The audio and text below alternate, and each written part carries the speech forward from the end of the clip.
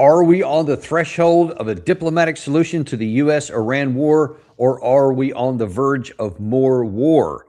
That is the operative question today, and all kinds of information swirling around along that point. We had over the weekend, the Iranian side finally responded to the so-called 14-point proposal that the United States had issued in, and what a shock. President Trump didn't like it.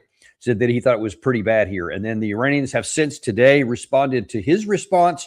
And then we're going to look at the question, where does that leave us now? What can we expect? And we got nobody better to answer that question for us today than somebody who's an absolute all-star on the Middle East and diplomacy. Alastair Crooke, former British diplomat and MI6 officer with decades of experience in the Middle East and European security affairs. He also served as a senior advisor to the European Union and is the founder, as we're going to see in this show, of the Conflicts Forum, which you can find on Substack and on talking about here on the Daniel Davis Deep Dive. Alastair, welcome back to the show. As always, delighted to have you here. Thank you. It's a pleasure. Well, let's get into it because all of this started, first of all, with this anticipated, I think it was on Friday, President Trump said, we could probably have Iran's response tonight. And then nothing happened. And then Saturday, well, no, we could probably have it tonight. And then at least in the U.S. time, then nothing happened. It still didn't come in. And I think it was Sunday morning, our time, which I guess was earlier than that in Iran. All of a sudden they come back with one. And lo and behold, President Trump's not very happy about it. As he posted on his Truth Social, he said, I have just read the response from Iran's so-called representatives. I don't like it. Totally unacceptable. And then that's it. Thank you for your attention to this matter. And he had some other comments to say later in the day, which I'll get to in a second. But first of all, were you in any way surprised by the Iranian response to the 14 points which precipitated this? No, not at all surprised. It was in line with earlier 12-point proposal that they'd made through the Pakistanis to America, and nothing really was changed. The basic elements, which you won't like, of course, was it says categorically no handover of Iran's 430 kilos of enriched uranium to the United States or to any other state at all. It says no to that. And it says they want a complete end to war.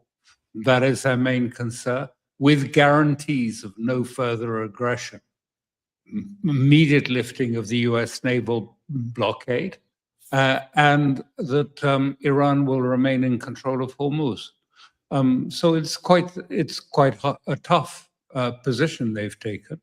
And I think that reflects the fact that they believe they have the cards, and that Trump doesn't at this point. And, when you get into things about cards, of course, President Trump thinks he's got all the cards and that they have no cards. But then one has to say, okay, well, if the side that doesn't have any cards, and to your point here, here's some of the issues that they said in the reply here. There was no groveling, no surrender, no dismantlement of Iran's nuclear program. And then it said, some of the key ones here, this is the ones that got President Trump's ire up, apparently, is immediate permanent end to the war, illegal. And I think this one may be one of the more important ones here, is the lifting of the Strait of Hormuz, meaning our blockade, full sanctioned relief, assets reparations. And then this one is also another poison pill, recognition of Iranian sovereignty and control over the state, over the Strait of Hormuz. Now, let me ask you, let's look at it from the Iranian perspective for a minute, because they certainly know that maybe none of those points that they put out there are going to be acceptable to Trump. So the question is, what do they hope to gain by having these, what some might call poison pills? Well, they know very well that the economic consequences of the closure of Hormuz, we've only just had the first sort of taste of them, because these were really about oil and gas, and we are clearly running through our inventories at an extraordinarily rapid pace at the moment. And they know that the next thing to come will be the supply lines, the breakdown in the supply lines. And that's coming any day now, and probably in the next week or two, there'll be a major problem with the supply lines. But they know that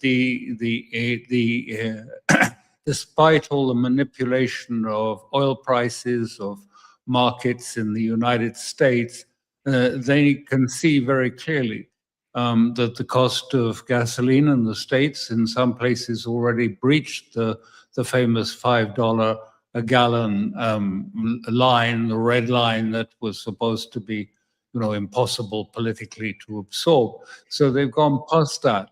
And so they know that they hold or wield incredible power over the economic well-being of the world, really, except for China and Russia. They are unaffected by these things. I should make that point because I've often seen people say, well, Russia, China will be, insisting on Hormuz opening. Well, first of all, Chinese vessels have been passing through regularly. The one passed just a couple of days ago, not in the last few days, but about a few days earlier. And according to the Chinese statistics, in April, their imports of oil were 90% of what they would be in the earlier period when there was no Hormuz closure. So they're not short. They've got 1.5 billion barrels of oil in their strategic reserve. And they're actually exporting oil and oil products rather than having to shop around and try and find some that are available. So China isn't that fussed about it. But of course, we in Europe are going to be affected drastically by this. And the US will be affected because oil is a fungible product. If the price goes up, then inevitably it will feed through into gasoline prices in the US and other things. And in fact, let me just for our guests here, let me just show you this graphic right here. This is had something that a lot of the oil experts in the oil field over the weekend were sounding all kinds of alarms.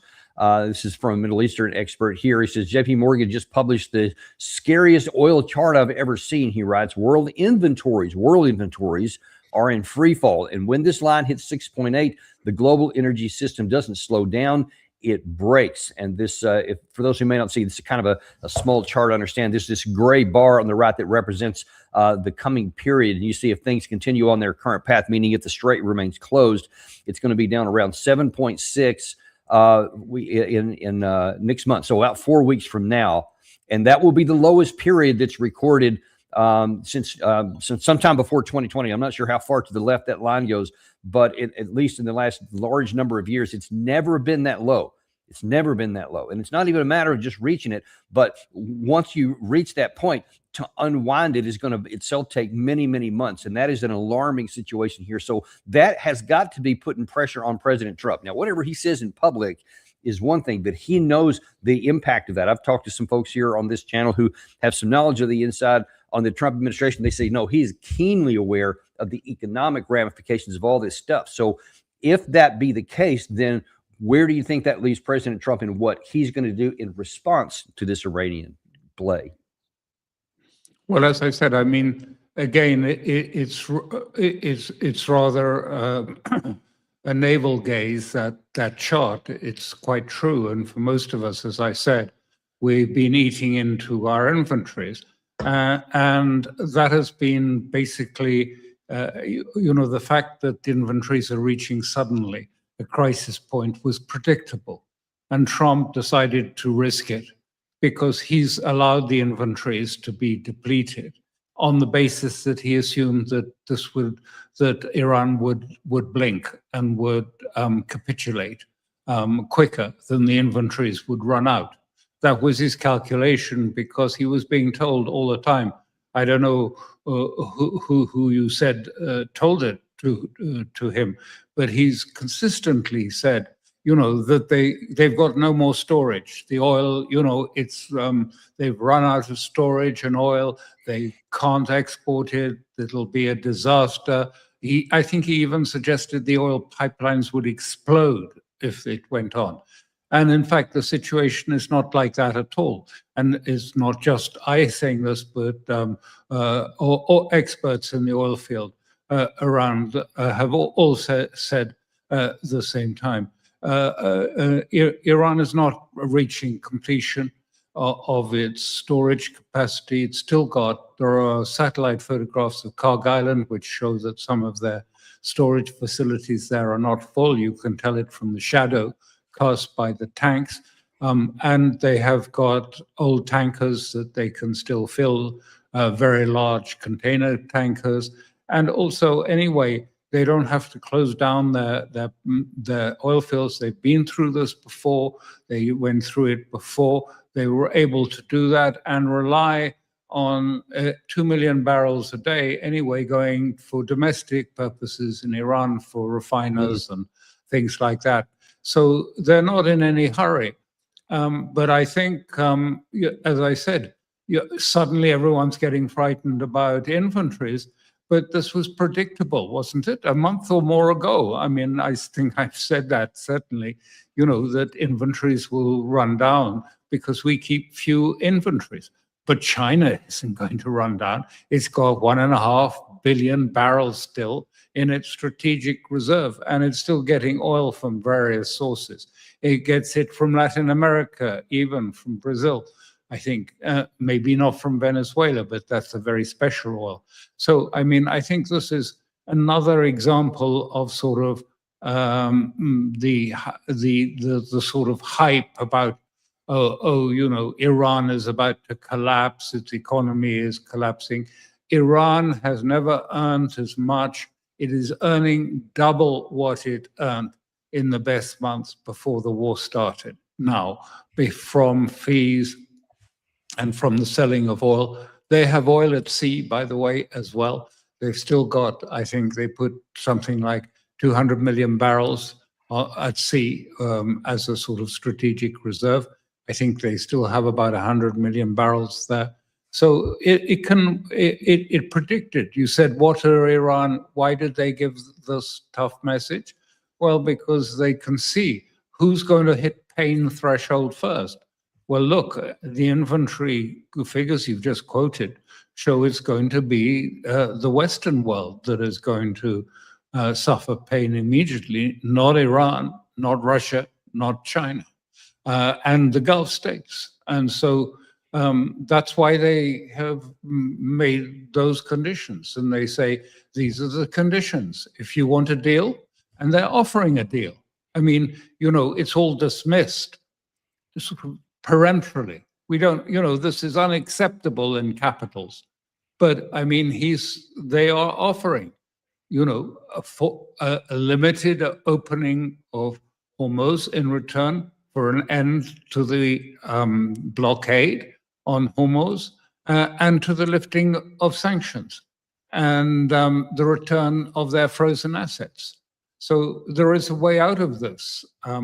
But I think I don't think there will be a negotiated settlement. You said, what's the way out? There's no negotiated settlement. The two are too far apart in two ways. One is, I don't think it's in the power of Trump actually to provide their first requirement, which is an end to conflict and a guarantee against further aggression. I don't think he is capable of offering that or providing it. It would probably need treaties to make it serious because there's no trust with the United States government. I mean, they've three times, in fact, decided to do sneak attacks in the middle of negotiations. So there isn't any great sort of sense of confidence that, they can come to an agreement. So the Iranians will insist, okay, but we want this in a formal legal treaty through the Security Council or through Congress. Trump can't do that. And Israel would not let him do that. So he can't give what Iran needs in the most basic way. And secondly, his ego won't let that happen. He's so persuaded by the Venezuela model and the great success that was, he's so persuaded by that he's looking for another Venezuela. I want to go in, boom, out, and big victory, and that's the end of it. But what has Iran said?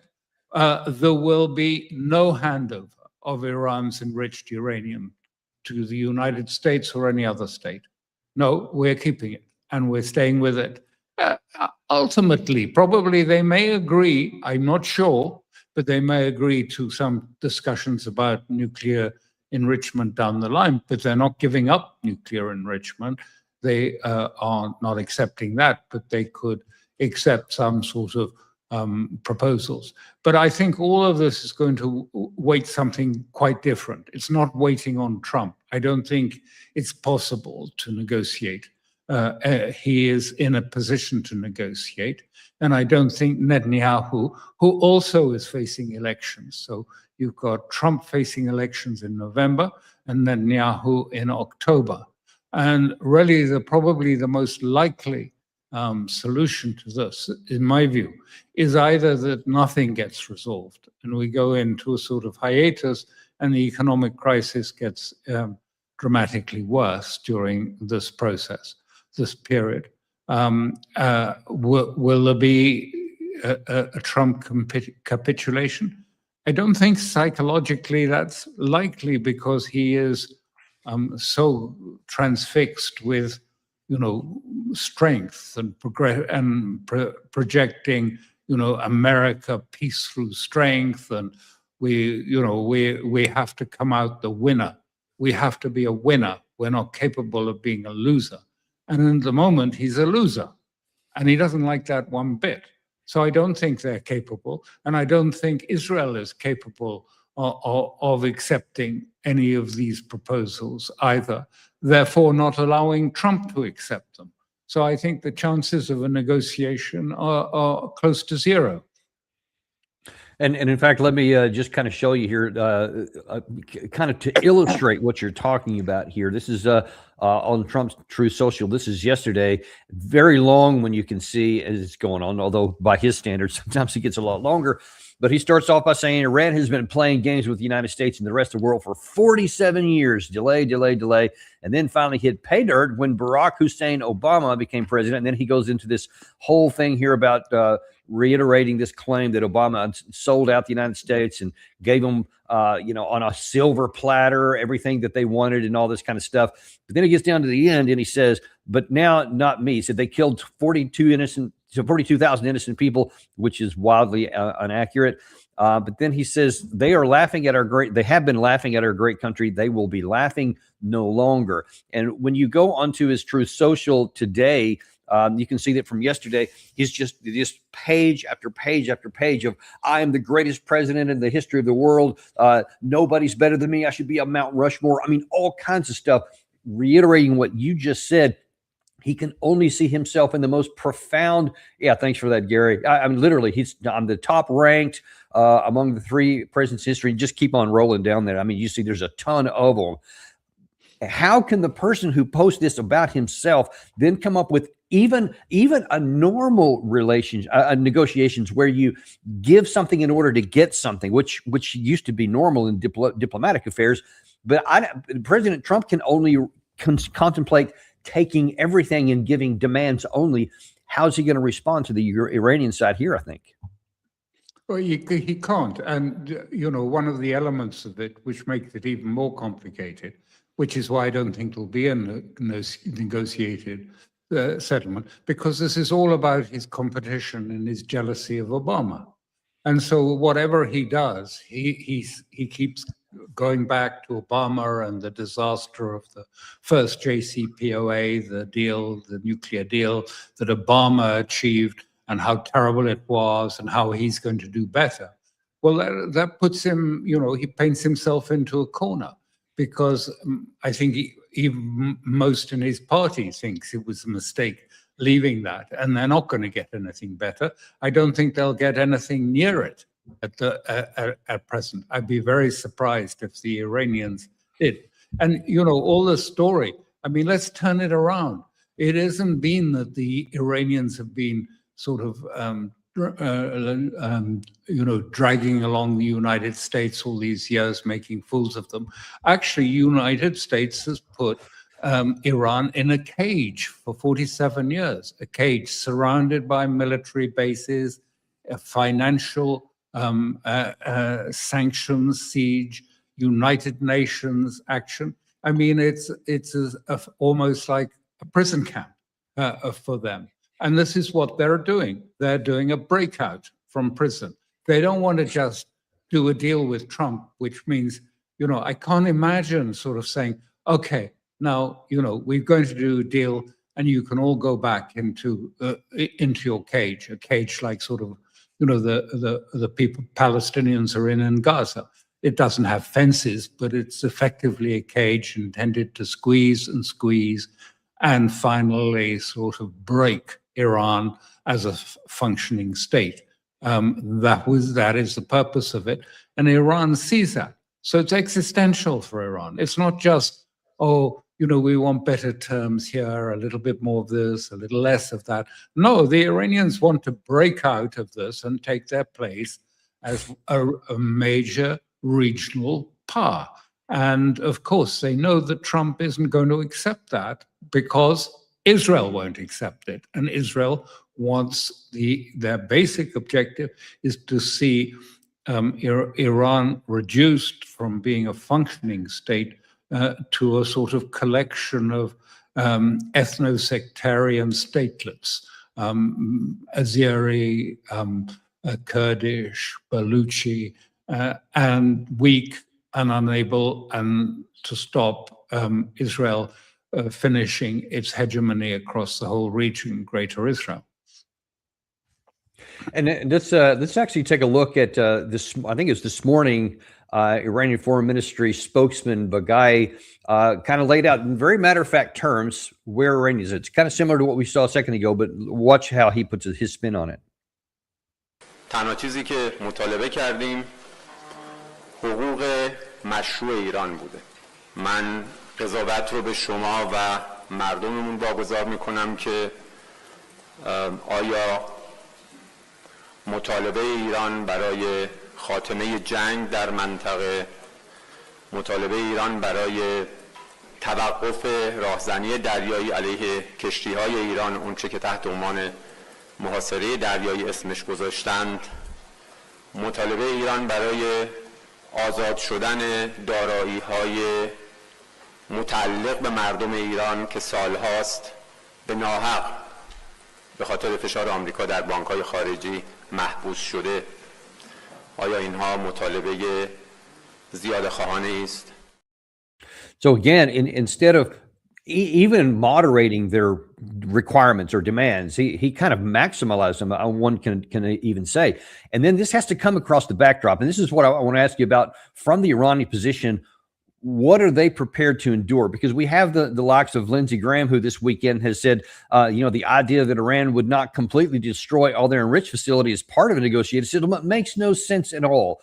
The moratorium without complete dismantlement and enrichment facilities and capabilities truly becomes the JCPOA, going back to the Obama connection. I'm certain that Iran's refusal to destroy their enrichment capacity will be soundly rejected. And then subsequent to that, he said Iran's continued attacks on international shipping and against our allies tells me all I need to know about who we're dealing with here. President Trump's overview of how past presidents, again, going back to Obama, have missed the mark in dealing with the Iranian terrorist regime is spot on. It's apparent to me that Iran believes President Trump is bluffing when it comes to future military options. And I did a show this past weekend about how Mark Levin is calling for a return to combat. Jack Keane, General Kellogg, all these guys are saying, go back to finish the job is what they're saying. So for the moment, we can argue about whether that's even physically possible to accomplish, but it's definitely not impossible to launch and to go back into conflict. Iran certainly must know that. So what do you suppose is their calculation to make these demands that makes military conflict maybe even likely? Simply that the Iran that you see today is not the Iran that existed even a month earlier. It has changed dramatically. It has become, particularly amongst the young, it has now become a revolutionary society. The young are out every night with their flags, singing songs supporting the Iranian Republic. There has been a rebirth of the revolution in this period, at the young people level and at the leadership level. And it is a different Iran. And you saw it when Trump, threatened to end Iranian civilization. They were all out on their bridges, are surrounding human shields around their power stations, saying, okay, come, we'll just stand and we will take it. I mean, you cannot imagine the change that has taken place. And so many of these young people are saying to their leaders, I mean, you know, they respect their leadership. But at the same time, if you ask the young people on the street and they said, you know, what do you see next? They say, why do you even negotiate with the Americans? You can't trust them. We should stop negotiation, cut it completely. Well, Iran is not going to do that. But that is the sentiment. I mean, the people are getting more angry, and the more this goes on, the more you're dealing with a sort of energized, powerful sentiment, national sentiment. And with Iran, that's something that is extremely powerful politically and in many ways. It is a civilizational rebirth that's taking place. No one really expected that. I mean, I've been surprised by the intensity of it, but it was always possible with the Shi'i that this could happen, because the Shi'i have always had a sort of revolutionary element within them from the time of the death of the Prophet. So it's something, and this is, you know, frightening for Gulf states and so on, because there are, of course, half of Iraq is Shi'i, nearly all of Bahrain is Shi'i. There are big Shi'i communities, even in Saudi Arabia, 10, 15%, I think 11, 15% are Shi'i. You have Yemen. I mean, you know, it's not just Iran. And this is, I mean, this is a sentiment that is spreading. And the danger that Trump is inviting is because the response of some is to say, well, I mean, if this is what's happening and Iran is going to become a powerful player in the Middle East again, then we'll have to reintroduce the sectarian war that America has been pursuing over these years with ISIS and al-Nusra and all of these groups that were invented, mostly Wahhabi, but Salafist groups that were used to try and contain the Shi'i. And if that's the case, then we will have a very violent destruction of that area. But I just want to emphasize that the change in Iran, but to say, you know, they're not interested in just a sort of better JCPOA. They want to overturn the geopolitics of the region. They want to remove America from its bases in the region. I mean, I'm just saying what I know from Iranians. I'm not advocating it, by the way, but they want to have the American bases gone from the region. They want to have a new Gulf-led security structure in the region which would include the Gulf states. And I'll come to Israel in a second, if I may, but they would include that, and it would be supported and brought together principally by China and by Russia too. And that would be, they've already had the beginnings of a security architecture. There have been naval exercises going on, Russia, China, Iran, so on, in the Gulf for some time now, several years. So this is the structure, and Iran and Russia also want America out of the Middle East, and they want to find stability and to find a way of stability. And that's why they think it has to come from the Gulf people, from Iran and from the Gulf themselves, the stability, not imposed by Macron or Trump outside. It has to come. They want to remake it, and they want to cleanse this. This is the other part, which is often missed. That, do you recall, they keep saying to the Gulf, if you're going to go and use Hormuz and you're going to have relations with us, you have to get rid of Amazon and these other big data centers that you're constructing there. Why do you need a $30 billion data center in the UAE? You have to get rid of Microsoft, Amazon. In other words, you have to get rid of the financialized economy that has been deliberately constructed from 73 onwards in the Gulf states, an economy which is a financialized, hyper, if you like, trading economy. I mean, a manipulative, extractive economy. Because you can see this. This is a problem we all have in the West as well. That the financialized world is booming. Assets going up every day. It's going up. The market's up. New heights every day. And what's happening to ordinary Americans? What's happening to ordinary Europeans? Here in Italy, there's not been an increase in real wages since '93, when Italy joined the euro. And, we are going to end up ourselves in a revolutionary moment if we don't address these problems. So that's on the table to be addressed. They don't want this, mirage of the Gulf as a sort of easy money, trading, Wall Street, financialized world, because this is, if they see it, damaging to civilization. What do I mean by civilization? I mean civilization of Iran or Persia, which is a very strong civilization. And I also mean it in the sense of Iran, of Islam. Not I'm talking about all the Islam we've seen in the last few years, which has been so distorted and manipulated. But if you like, the Islam of the first Renaissance at the end of the last century, which was an attempt to sort of bring it into the future.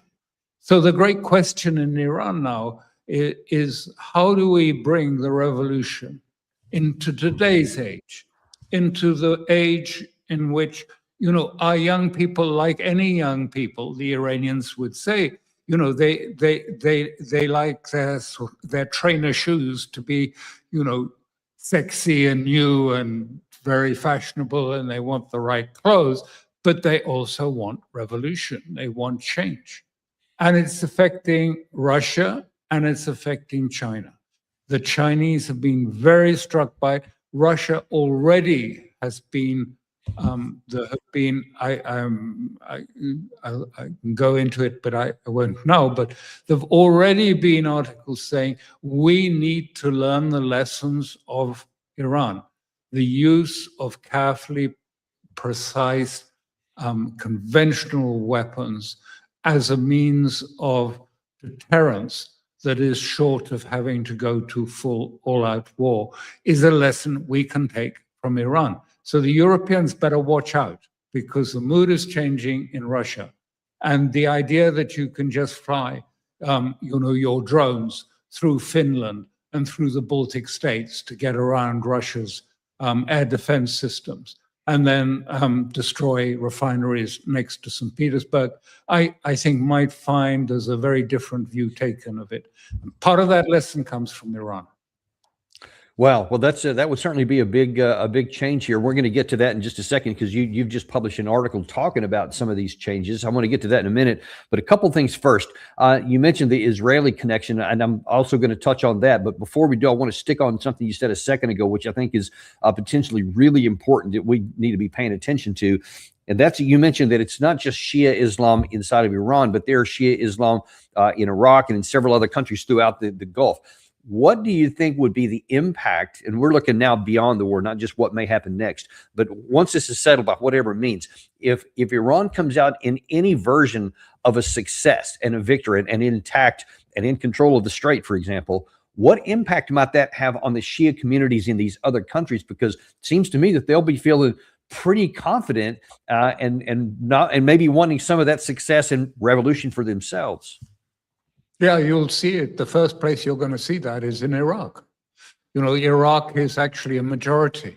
The Sunnis are, I think, correct me if I'm wrong, but about 30%, 35%. And then there are others, and the Shia. This was the reason, for Petraeus wanting to arm the Sunni groups against the Shia. But the Shia are in control, and Iraq is like Iran. If you recall what happened after the war, that it was mandated by Washington that all the revenues of their oil sales had to be deposited in a New York bank. It's still the case. They are like schoolboys having to go to the headmaster and say, can I please have 10 euros to go and buy some candy, please? Can I have some money to go and pay my electricity bills? Because all the money is sitting in New York, in an escrow account in New York. They cannot spend any of their own revenues without the permission of Washington.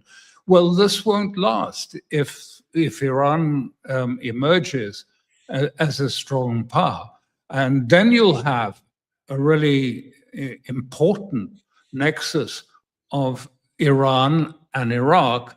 I mean, that is a weighty combination. I mean, Gulf states are tiny by comparison with, the population of Iran and the population of Iraq, and the resources of both countries would make this a huge, and as I say, this is what I think is worrying people in Washington.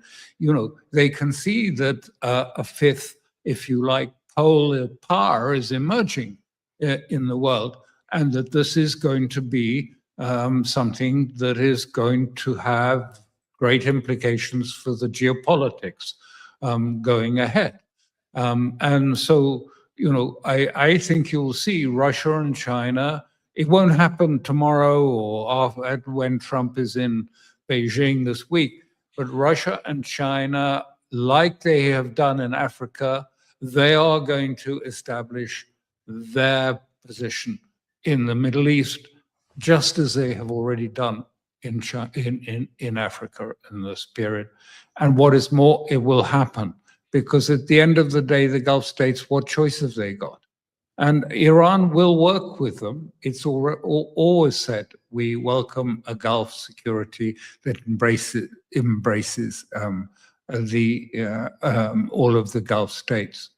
And that is why I wrote this piece you just referred to, because really important things are happening in Israel, and they're not noticed.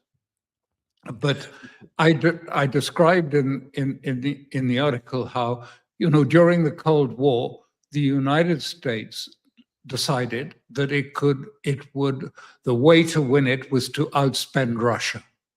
That it would outspend Russia, and it would outspend it basically on high-end weapons, particularly aircraft, bombers, the best, the most expensive, hundreds of millions each.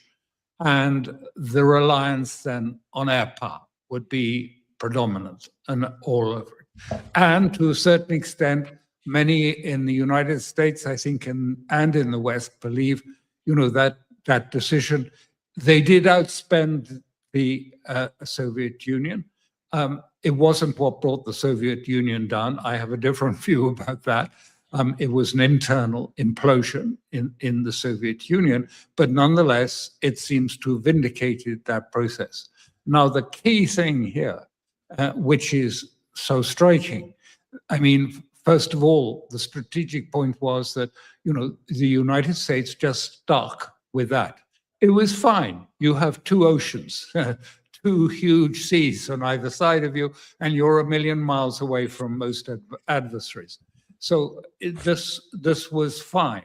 But it also meant that what thinking was done about asymmetric warfare, the very enormous changes that were taking place, because, I mean, the radical shift that was caused by cheap electronic components. You could buy electronic components from, eBay, from Amazon, if you wanted to, and could produce weapons for a fraction. So suddenly, the Western idea of, top level, hugely expensive. They're building their air defenses for $400 against 17 million for one unit of a Patriot. It's changed the economics. It's changed the strategic, if you like, pattern of warfare.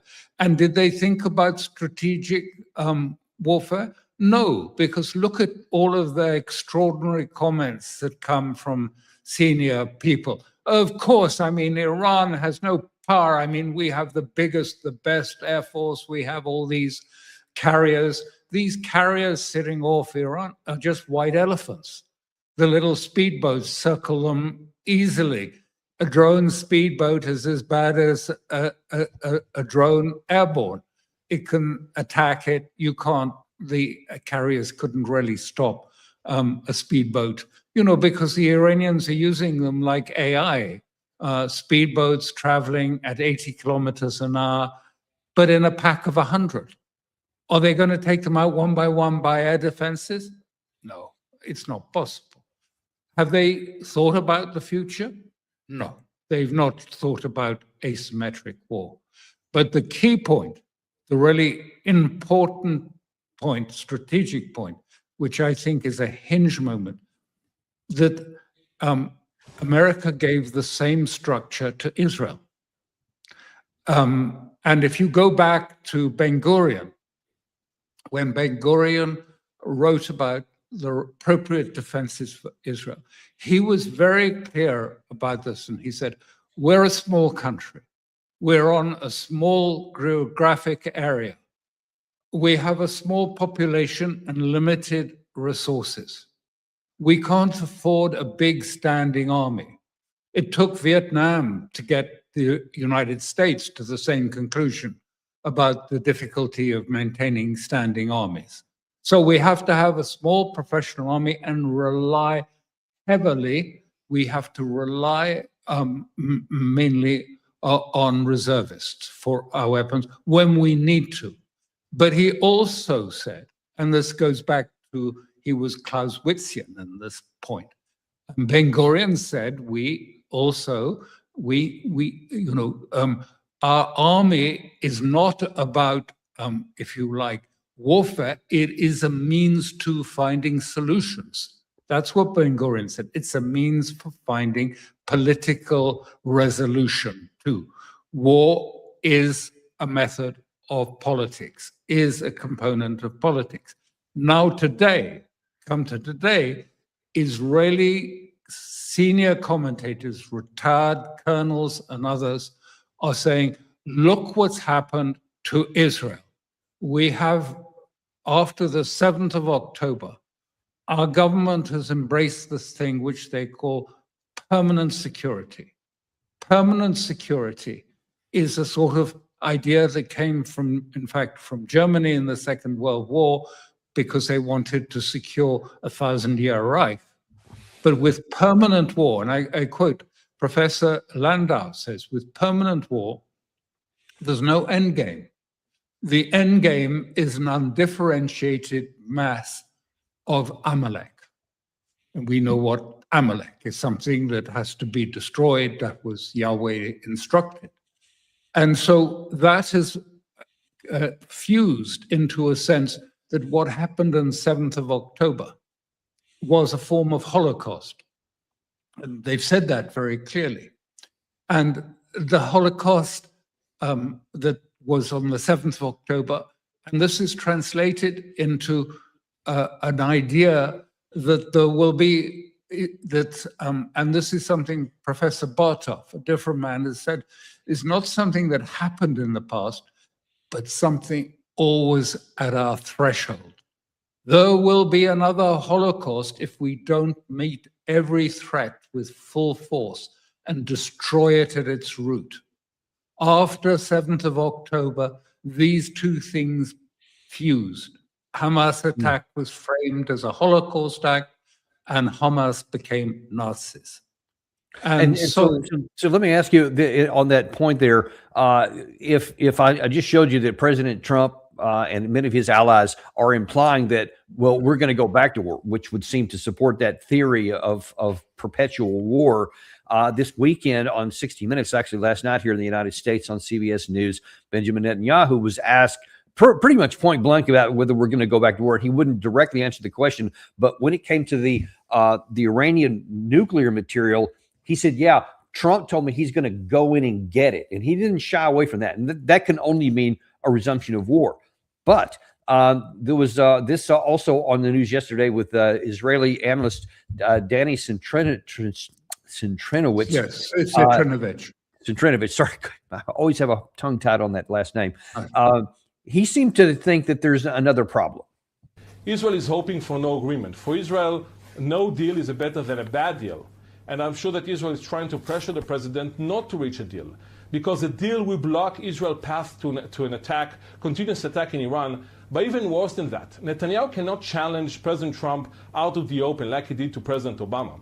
So the problem that Netanyahu has, that if Trump will reach an agreement, then nobody will challenge this agreement in the future regarding the US political sphere. So Netanyahu has problems in that regard, so he's trying to do his utmost to prevent any deal. For Israel, any deal between Iran and US is a very bad deal, so Israel hoping for no deal. And of course, if push comes to shove, returning back to war, then Israel can aim for the Iranian civilian infrastructure.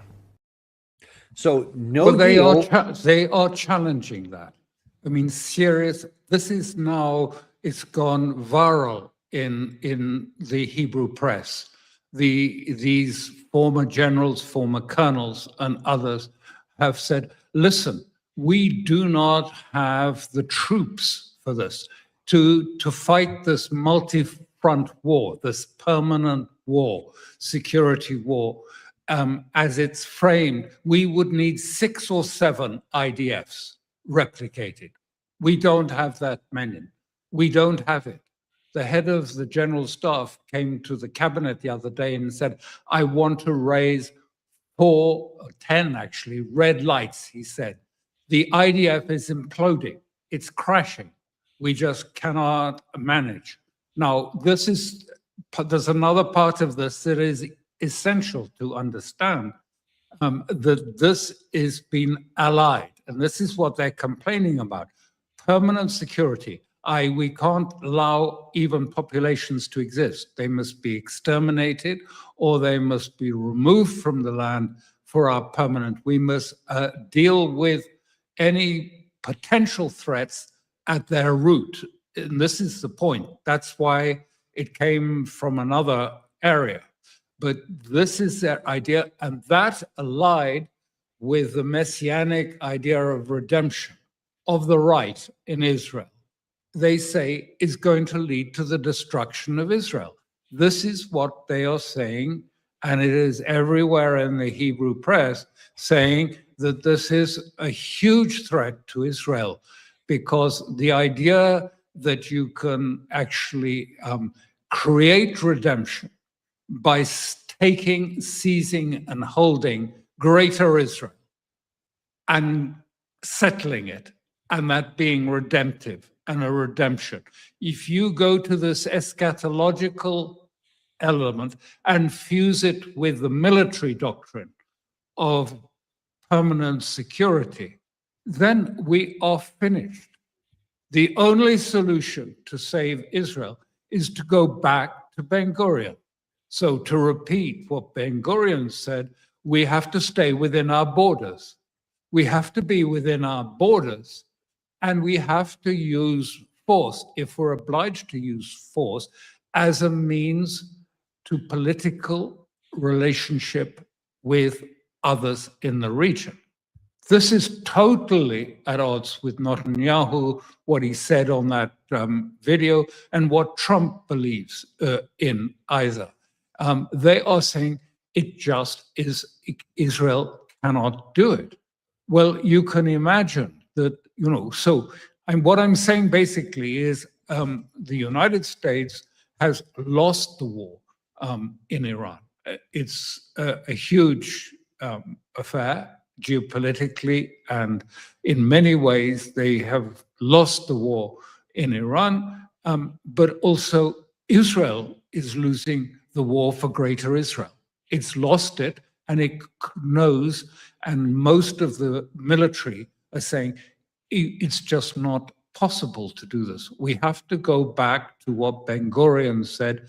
We have to retreat back in our borders, and we have, in other words, to have relationships with us, other states, whether we use a certain amount if we defend ourselves, but otherwise, war is an element of politics, not just simply war for itself, not war to destroy an idea of enemies that will emerge and that we mustn't allow anyone, their children, to emerge because they could be terrorists too.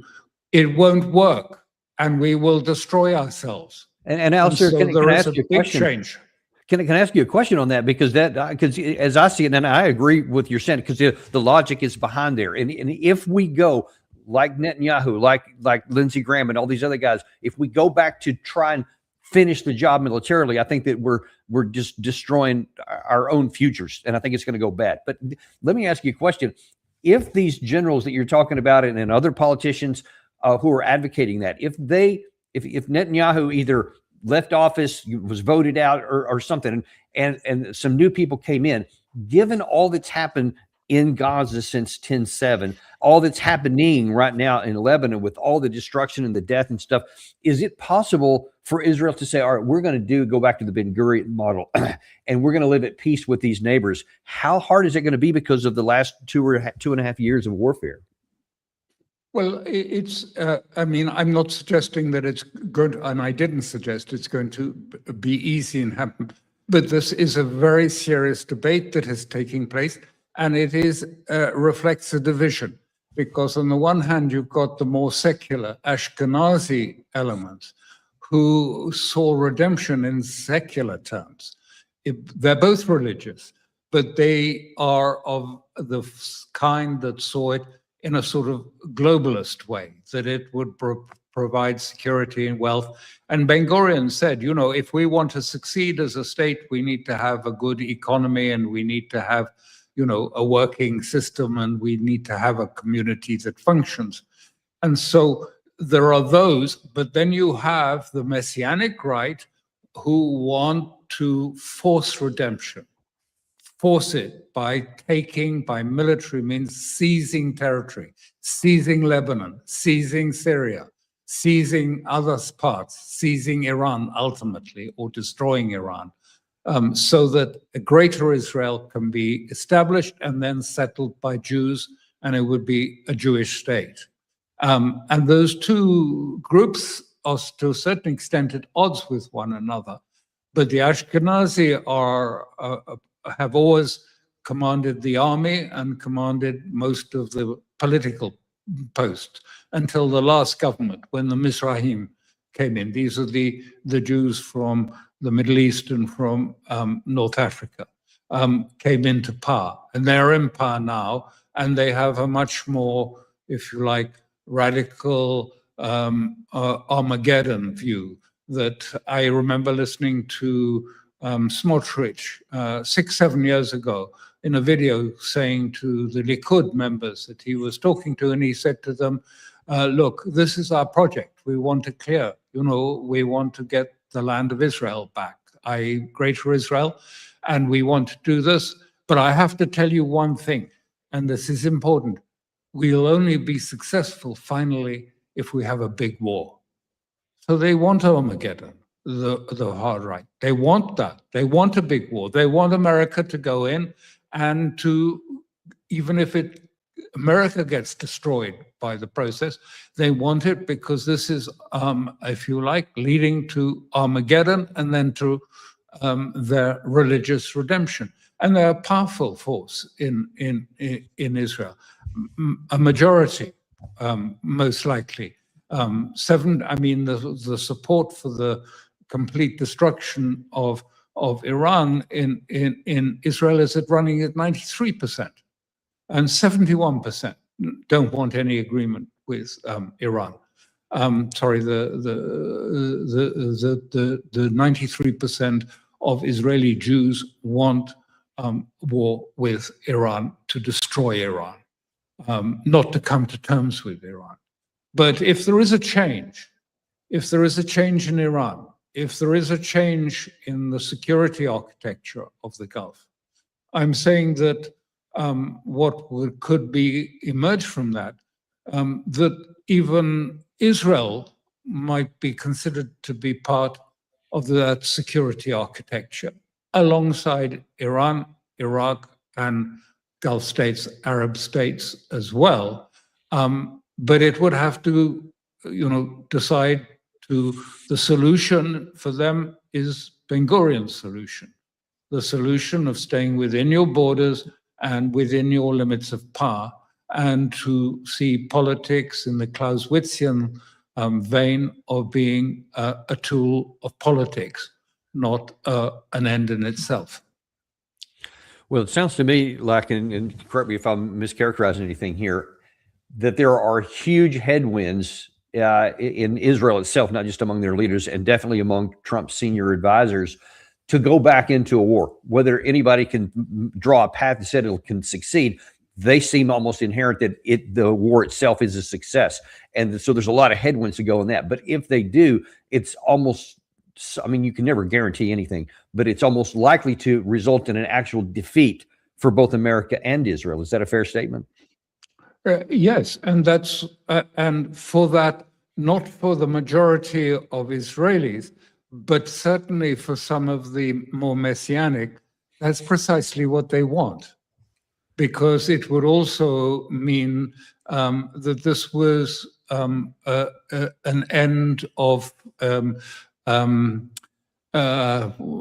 what they loosely call goyim power, the power of the non-Jews, and the increase in the strength of Jewish power. I mean, whether in America or in a wider sense. So yes, I mean, there is an element of them that accepts, and I saw there was a reference, I haven't had it turned out, but Tucker Carlson said he went and told Trump, Netanyahu hates you. All of these people that you think, Mark Levine hates you. All of these people, who you praise and talk about, they hate you. And Trump said to him, I know. Well, that's not helpful. Wow. Well, listen. It's an element, it's something I think one has to reflect upon. What is the meaning of that? And what is the meaning of what this war is about, and why the end to it can change so much geopolitically. It's not just doing another JCPOA with Iran. The consequences, the implications are far, far more extensive. Yeah, that's certainly what it looks like, and we'll just have to wait and see how that's going to work out. I know we're just about at the end of the time here, but in whatever amount of time you have left, I wonder if you can give us kind of your assessment for what we can expect with this Trump-Xi meeting, assume that it happens later this week, both in terms of U.S. and Iran, Chinese relations, but also in relation to this war. I think there will be, the Chinese will lay on a wonderful piece of theater with, troops parading and red carpets everywhere. And they will give, something for Trump to say, look, they treated me so well. I was, my friend, it was wonderful. And the content will be zero.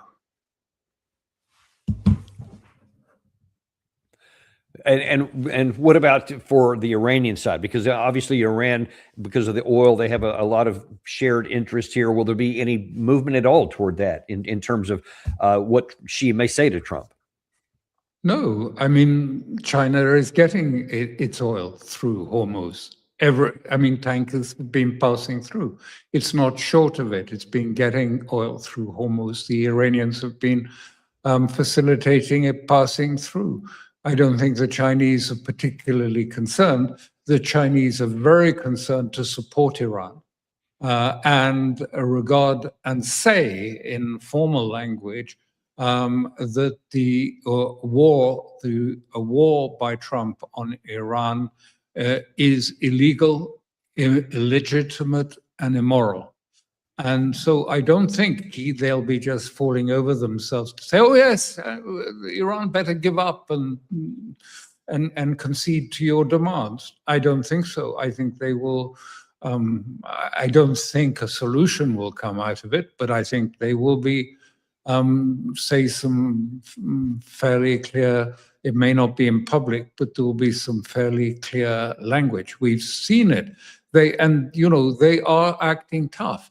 I mean, when Besant put sanctions on those refineries, those teapot refineries of China, because they were importing oil, what happened? They activated a 2001 law which made it illegal for Chinese to cooperate with American sanctions.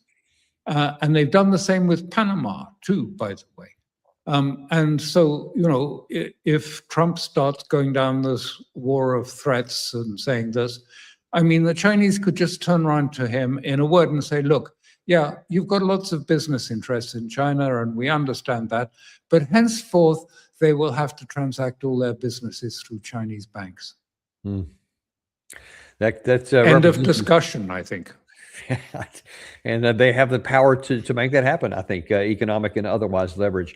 Well, listen, I really appreciate you coming on today. This has been an absolutely fantastic, especially the whole last part of this about what's going on with the battle within Israel has been just illuminating, and really appreciate it. Final, real short question. What do you put the odds at that we go back to conflict as opposed to having any version of either just kick the can down the road or a negotiated settlement of any sort? I think perhaps it's most likely that we're just going to be in a long hiatus, but that hiatus cannot last too long because the economic consequences are really going to start appearing anytime soon. I mean, we will not be able to fill our cars up here in Europe. We will not be able to afford to fly. I mean, it is really going to hit hard, and people are not ready for this at the moment. They're still they don't see it, and they're more interested in the World Cup and things like this. So they're not really, they're not. It's not real to them. It will be. It'll become real quite soon. I'm sad to say, because I take no pleasure in it, because they're innocents in this whole affair, really. But we will all suffer, as I say. The prices are going to shoot up. They're already shooting up. And real incomes for the 80% that are not part of the elites and do not have large holdings of shares or other assets are going to find life really hard, and jobs are going to go. Well, we'll have to wait and see how that happens. But as always, we are unintimidated and uncompromised to bring the truth, and we're so grateful for you to do that. And of course, recommend people go to theconflictsforum.substack.com to read that article we were talking about, the ways of war. A lot of great stuff in there. We could have done a whole show on that. I wish we had more time, but there's always great new content there. So recommend people go there, the Conflicts Forum on Substack. Thank you so much for coming on today. And we appreciate you guys too. Be sure and like and subscribe if you haven't done that. That helps us more than you may know. We will probably be back with the show this afternoon. We got to check on a couple of things here to see what time it is. But look at your listings here and our website and click on that whenever it happens. And we'll see you then on the Daniel Davis Deep Dive. We don't have sponsors because we hate to hit you over the head with ads. I don't like them. So show a little love back. Subscribe, like, and send this to somebody you care about.